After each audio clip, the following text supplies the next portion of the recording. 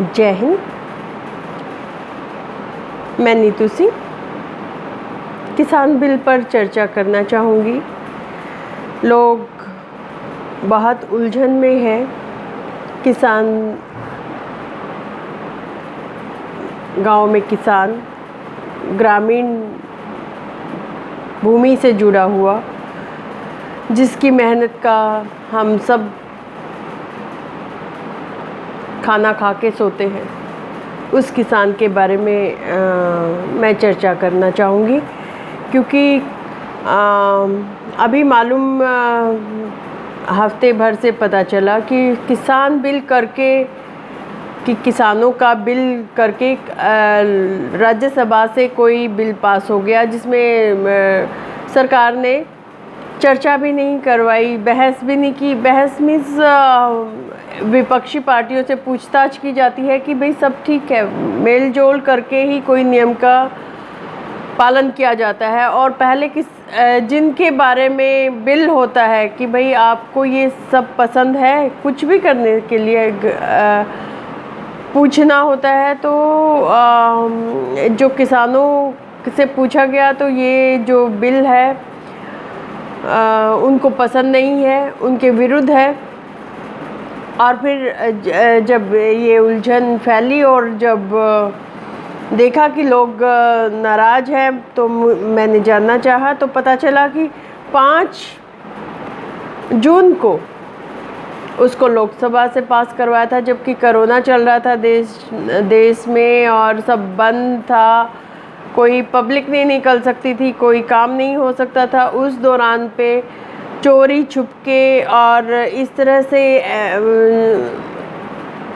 Government क्यों अपने नागरिकों को इतने भोले भाले, सबसे ज़्यादा सच्चे और ईमानदार और मेहनती और सबसे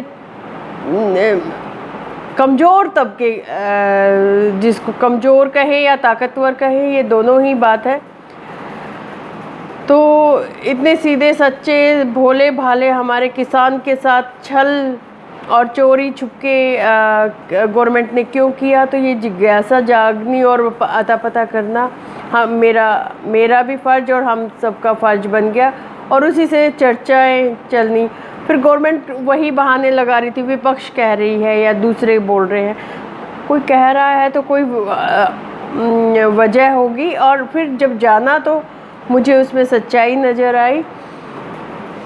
सरकार ने बहुत गलत तरीके, मैं निंदा करती हूँ सरकार के इस काम की, कि बहुत ही गलत तरीके से आपने बिल पास किया, बिना पूछताछ के किया और गलत ढंग से राज्यसभा में पास किया। मैं राष्ट्रपति जी से गुजारिश करना चाहूँगी कि इस बिल को आप मत साइन कीजिए, मत पास कीजिए, क्योंकि किसान बिल करके है ये और किसानों के एकदम विरुद्ध है। कैसे, मैं अभी बताती हूँ आपको। ये किसानों के लिए नहीं, उसकी पूरी व्यवस्था को लूटने के लिए है। मीन्स पूरा हाईजैक, थोड़ा बहुत नहीं, जरा सा नहीं, पूरा हाईजैक करने का प्लान और बहुत ख़तरनाक वाला। किसान को बहुत कमज़ोर समझ लिया। उससे पहले मैं ये भी बात कहना चाहूँगी, राष्ट्रपति जी, बहुत मामूली शायद बीजेपी ने या मोदी गवर्नमेंट ने, लोगों ने समझ लिया कि ये तो कमज़ोर से हैं, थोड़े दिन हंगामा करेंगे, कोरोना के चक्कर में हंगामा भी नहीं करेंगे, बोलेंगे भी नहीं, और हम कहेंगे कांग्रेस कह रही है, राहुल गांधी कह रहे हैं, इनकी बातों का तो कोई मतलब होता नहीं है। हमारा इतना कमज़ोर विपक्ष है, संख्या कम है, तो इस चीज़ का तानाशाही और गैर कानूनन और गैर सैद्धांतिक तरीके से हमारी गवर्नमेंट चलने लगी है, जो कि हमें बिल्कुल मंजूर नहीं है। पहले कदम पर ही हमने तो वो किसान जो है, जब देश आज़ाद हुआ, पहले जो अंग्रेज जो थे वो हमारी कुछ फसलों पे कहते थे कि यहाँ पे ये खेती कर लो, अफीम उगा लो, दूसरी जो वर्ल्ड की दूसरी जगहों पर जिन चीज़ों की डिमांड थी, उस हिसाब से बहुत सारी खेती की ज़मीनें ख़राब भी हो गई। कि दूसरे बता रहे हैं कि हमें क्या बोना है क्या नहीं बोना है।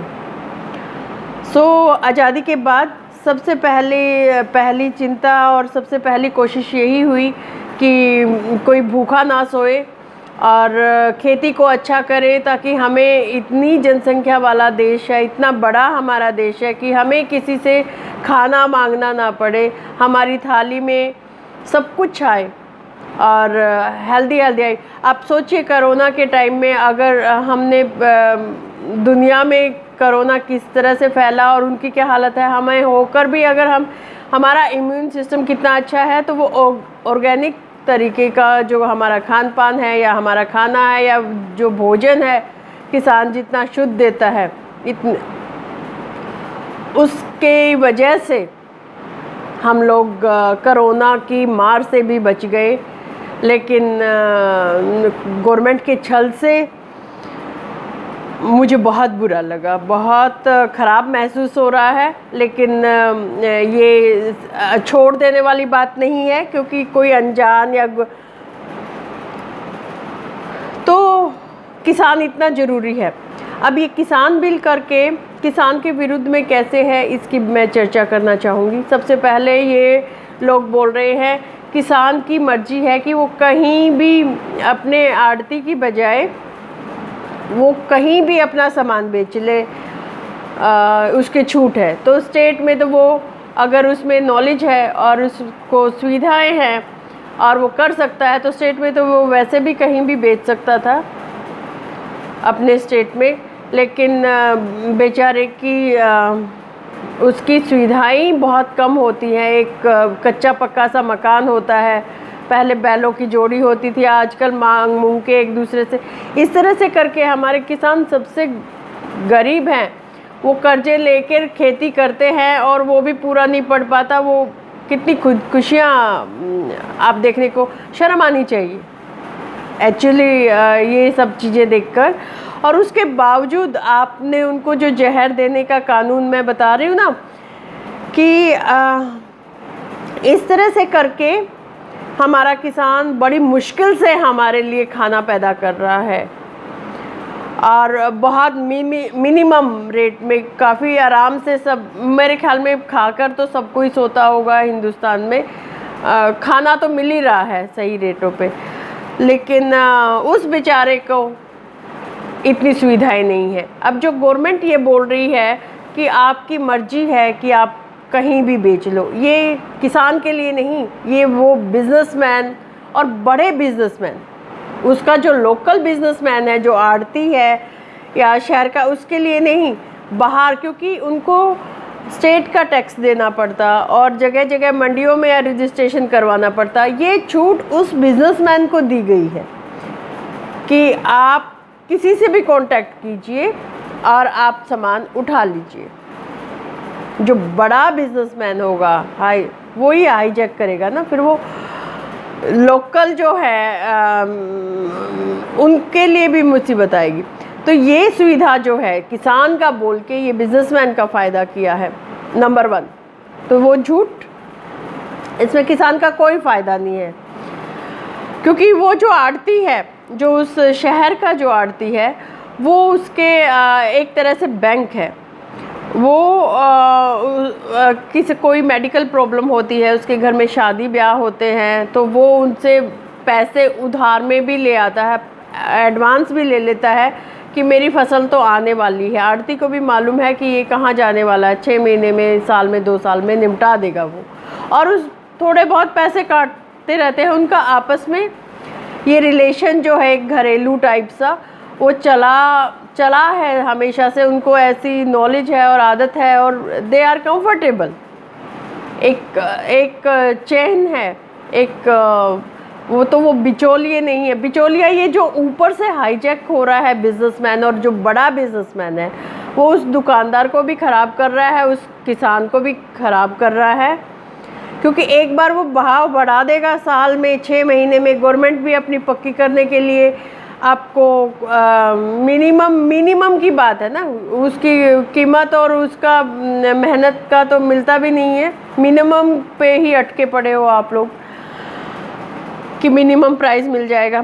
तो ये जो है 1-2 बार दे देगा, लेकिन उसके बाद मंडी बिल नीचे चली जाएगी और फिर वो कम दाम देना शुरू कर देगा जब उसको नहीं मिलेगा।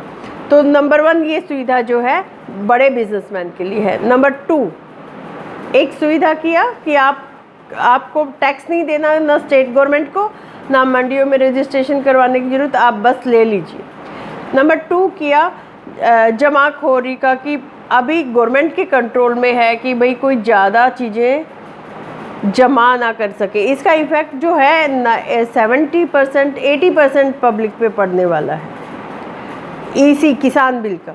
ये केवल किसान का मामला नहीं है, ये 80% पब्लिक के ऊपर सीधे सीधे आपकी थाली में छेद, पेट पर लात और जो भी आप कहिए, ये सब है, सब इफ़ेक्टेड है।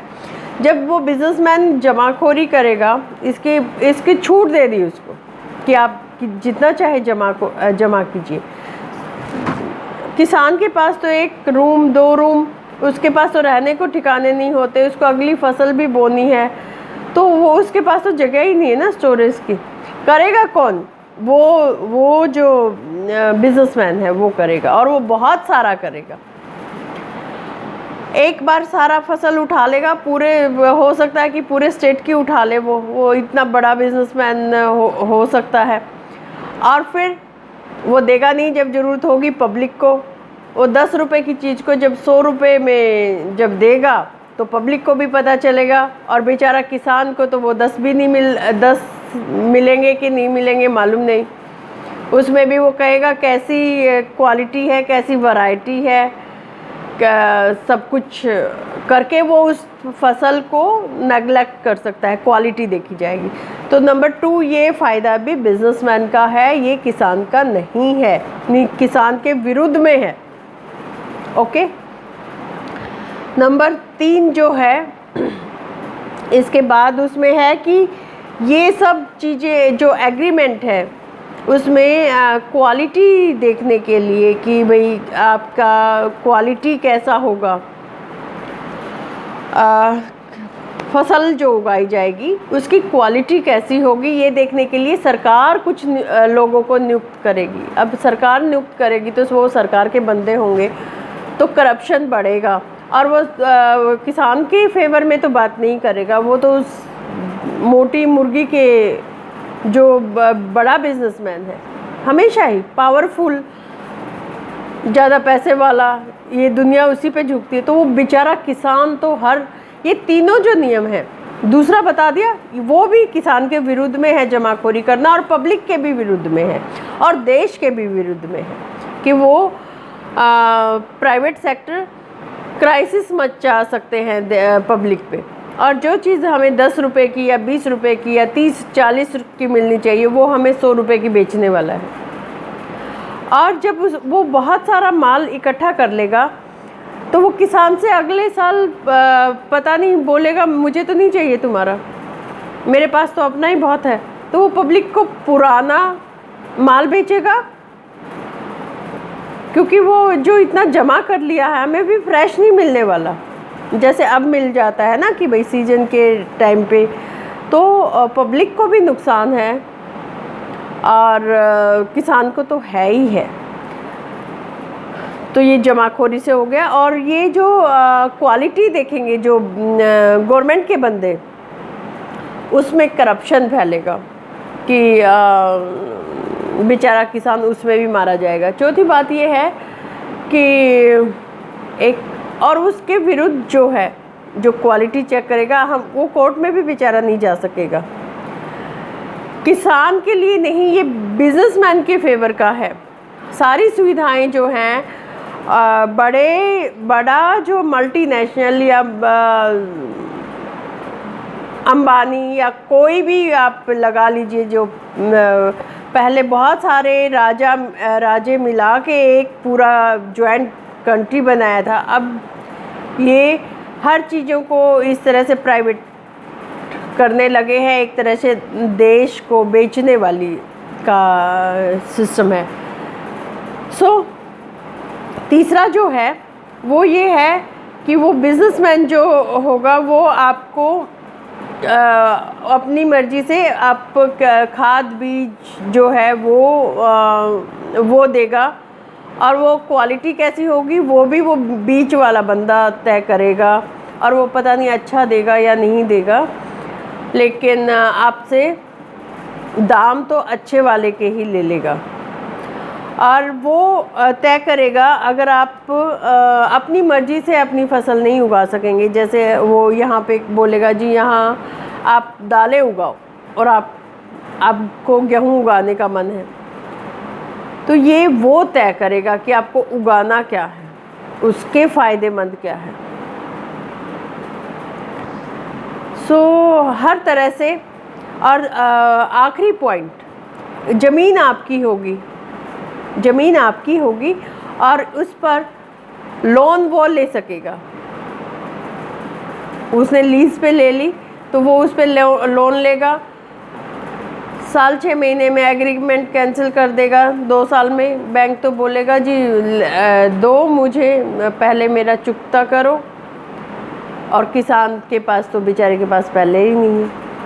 तो ये 4-5 पॉइंट जो भी मैंने गिनाए हैं, ये सारे के सारे बिजनेसमैन के फेवर में हैं और किसान हर हालत में मारा जा रहा है।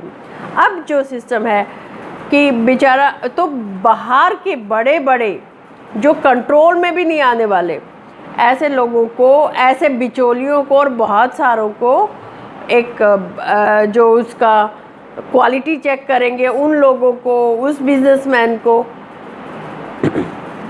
बढ़ा रहे हैं, बिचौलियों को जिसको आप जानते भी नहीं है, जिससे वो बेटी की शादी में पैसे भी नहीं मांग सकता है, मेडिकल प्रॉब्लम होने पे भी नहीं मांग सकता है वो। मुझे लगता है कि ये बहुत इनसिक्योरिटी और परेशानी वाला उस कमज़ोर इंसान या छोटी उसको मुसीबत होगी, वो अपनी चीज़ें बेचेगा और उसी की ताक में वो लोग रहेंगे। तो ये किसान का नुकसान है। फ़ायदा पता नहीं किसका है और क्यों गवर्नमेंट बिल्कुल चोरों की तरह से कर रही है, जो कि चोरी पकड़ी गई है तो भरोसा बिल्कुल, दुनिया तो कहती ही थी। मेरे जैसी तो वहाँ गुजरात में सीएम थे नरेंद्र मोदी जी, तब से सारी दुनिया जब विरुद्ध थी, एक नीतू ने भरोसा किया था और आज इस बिल पे बिल्कुल उल्टा हो गया है। धोखा, बहुत धोखा लग रहा है, लेकिन किसानों के साथ लग रहा है।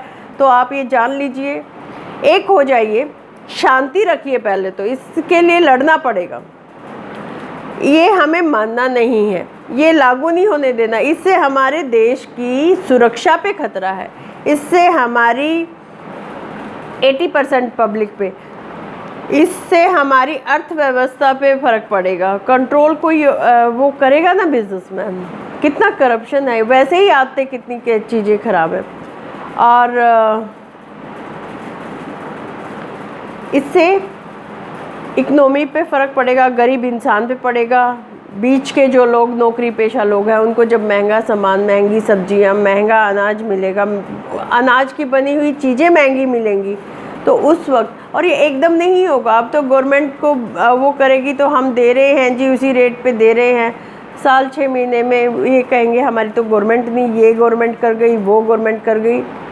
आपकी दादा लाई ज़मीनें और जिस पे आप कम से कम अपना मर्जी से जो खाना उगा लेते हो, आप फसलें उगा लेते हो और खा लेते हो, दूध दही, और अपनी ज़मीनें संभाल रखी हैं आपने, उस पे नज़र है, उस पे नज़र है देश के डाकुओं की भी और इंटरनेशनल डाकुओं की भी।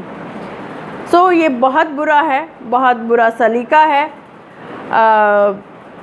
जिन लोगों को मैंने देखा बहुत सारी वीडियोस में, वो लोग बिजनेसमैन बोल रहे हैं, पता है कोई गुप्ता है, कोई अब किसान कौन बोल रहा है? किसान तो सारे विरुद्ध में है। और मैंने कितने पॉइंट तो मैंने बता दिए। मेरा भोला भाला किसान मेरे जितना ही भोला है, मुझसे भी ज़्यादा है। उसके बिल्कुल खिलाफ है, उसका एक भी फ़ायदा नहीं है। उसके सिस्टम को डिस्टर्ब करेंगे, उसकी मेंटल पीस को। और वो भी कोरोना युग, जब दिख रहा है कि कोरोना है, परेशानी है, महामारी है, पैसे की दिक्कत है, उस वक्त उसके ऊपर ये बम फाड़ना, ये क्राइम है मोदी जी, ये क्राइम है। और वो आपने कर दिया है। इस पाप को आप कैसे धोएंगे मुझे नहीं मालूम, ये देश कैसे धोएगा मुझे नहीं मालूम, लेकिन ये होने नहीं दे। ये देश को ये चाहिए, एक हो जाओ, शांति, संकल्प, सुरक्षा, संगठन, और बिल्कुल नहीं मानना है। ये हम सबके खिलाफ है। कोई पार्टियों की बात मत करो, कांग्रेस क्या है, बीजेपी क्या है, ये सब खड़े हो जाओ। सब खाना खा के सोते हैं, सब किसान हैं। क्योंकि किसान कौन है? आज जो बाहर निकले हुए हैं वो अगर 3 भाई थे तो 2 भाई इधर उधर चले गए, तो पीछे रहने वाला वो वही बंदा तो खेती संभाल रहा है। इनमें से कोई बाहर जाके बस गया तो पीछे जो रह गया एक भाई वही संभाल रहे हैं। पीढ़ियों से वो एक आध को गांव का दे रखा है। तो उसके पेट पे जब लात लग रही है, उसके खाने पे, उसकी खाने की थाली के ऊपर अगर किसी छीनने की या उसको बेघर करने की या उसकी, तो ये फ़र्ज बनता है पूरे समाज का, पूरे देश का, हर लेवल का, कि इस चीज़ का बायकॉट किया जाए। हर लेवल पे इसका असहयोग आंदोलन जो असहयोग करना चाहिए। हर गांव, अब कैसे करो ये मैं बताती हूँ। गांव, शहर अपनी ग्रुप बना के आप डीसी को दीजिए, आप राष्ट्रपति को भेजिए, और हर मामले में आप अपनी मेंटल टेंशन नहीं खोनी, लेकिन एक कील गाड़ना शुरू कीजिए। क्योंकि आपके साथ दगा हुआ है तो समझ में आना चाहिए कि कोई भी गवर्नमेंट है, इस तरह की हरकतें करना बहुत ही गंदी हरकत है। मेरे ख्याल में जितना एक आध कुछ छूट भी गया होगा तो वो नेगेटिव ही है। क्यों इतना भोले भाले किसान का आपने छल किया है, धोखा दिया है। और आखिरी कॉल दे रही हूँ कि सभी एक हो जाओ, चाहे आप लंदन में रह रहे हो, चाहे आप शहरों में रह रहे हो। उस गरीब जो गांव में जिसको छोड़ा है पीढ़ियों पहले, वो आपका ही बचा हुआ कोई न कोई है, और वो ज़रूरी है देश की व्यवस्था के लिए। जो वो 100 रुपये में और डबल ट्रिपल में अगर आपको खाने नहीं खरीदने हैं, सब्जियां नहीं खरीदनी है, और देश पे नहीं लग रहा है, किसी एक की पॉकेट में जा रहा है, जिसका कोई हिसाब नहीं होगा कि वो रह कहाँ रहा है। तो काले अंग्रेज हैं कि गोरे अंग्रेज हैं, या दोबारा देश गुलाम करने का इरादे हैं, या पहले जो बहुत सारी स्टेट, बहुत सारे राज परिवारों को मिला के जो एक हिंदुस्तान बनाया था, अब दोबारा से बहुत सारे अंबानी खड़े कर रहे हैं और कोई। तो ये एक तरह के इनको पावर इनको दी जा रही है।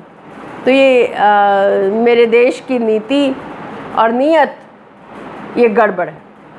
नीति तो उसके लिए बननी चाहिए ना जिसको सबसे ज़्यादा ज़रूरत है। अब मैंने सारे गिना दिए, तीनों अध्यादेश बिजनेस, इसको बिजनेसमैन वो बोलना चाहिए ना कि भाई उनके फ़ायदे के लिए वो कैसे आपको निचोड़, आप ज़मीन नहीं संभाल पाओगे, आप उस पे आपकी प्रॉपर्टी है लेकिन आप उस पे वो भी नहीं ले पाओगे, लोन भी नहीं ले पाओगे और आप उसके चक्कर में फंस जाओगे, आपकी ज़मीन भी जाएगी और ये लंबा नहीं चलने वाला। तो इसका अभी विरोध करना पड़ेगा। ये जीने और मरने का सलीका है और देश का भी, ये देश जान ले कि ये पेट पर लात मारी है, थाली में छेद किया है मोदी जी ने और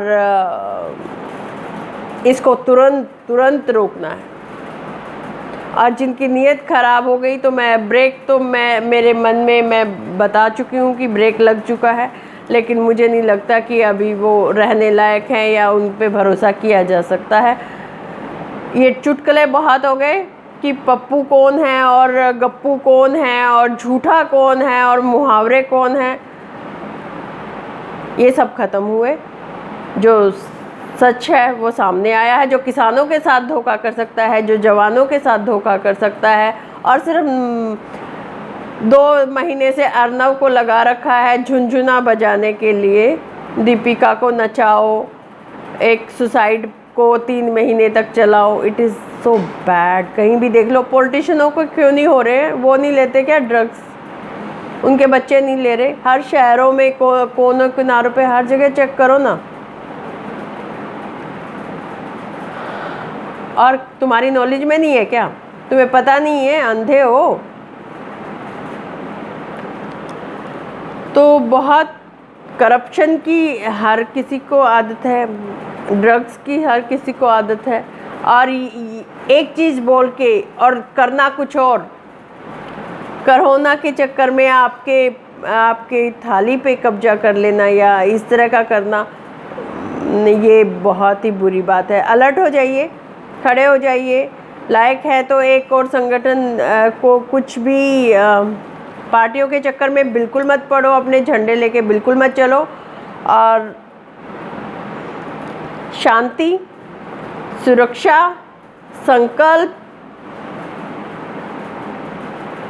एकता और इस बिल को, सांप को उसके बिल से निकाल कर मारना है। बिल में हाथ डाल के निकालना है उसको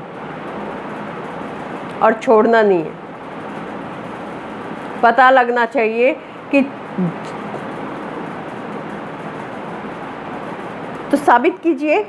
और बहुत अच्छा किया अकाली दल पूरी तरह से अलर्ट है। मैंने आप लोगों का ही देखा और सभी किया, हरियाणा वाले भी कोशिश कर रहे हैं, लेकिन मुझे और कोशिशें चाहिए, थोड़ी सी समझदारी वाली कोशिशें चाहिए। ये जो बीजेपी गवर्नमेंट के दुष्यंत, जो आधी गवर्नमेंट जो है, ये भी मेल जोल करके हैं, सबको पावर का नशा है। लेकिन जो निकलेगा, जो परेशानी में एक सच्चा साथी वही होता है जो परेशानी में साथ दे, और जो नहीं दे सका उसको अपने चाहे वो आपके परिवार का भी हो, आप उसको टाटा बाय बाय कर दीजिए, है ना। नाशुक्रों का क्या करना है। Thank you so much. जय जवान, जय किसान, जय हिंद। और हम इस बिल का निंदा करते हैं और बहुत ही शर्मनाक, बहुत ही घटिया, और इसको आप ठीक कर लीजिए तुरंत।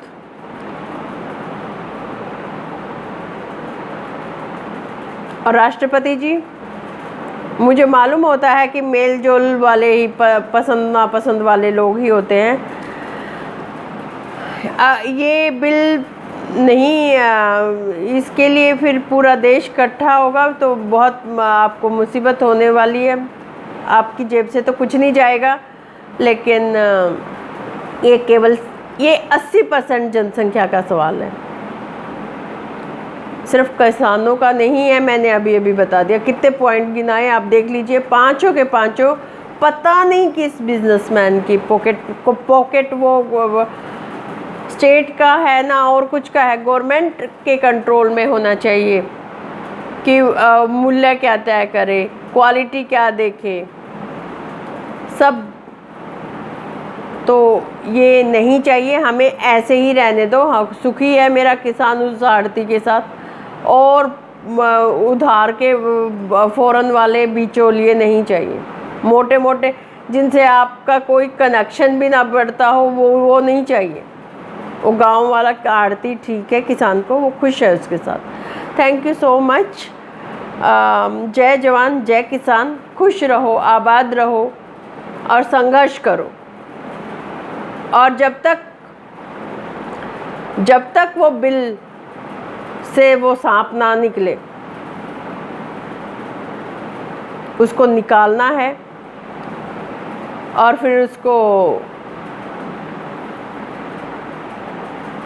बिल और बन भी गया हो तो अपने अपने स्टेटों में नहीं लागू करने देना, और वैसे भी नहीं बढ़ने देना, देश का मामला है। Okay, good night.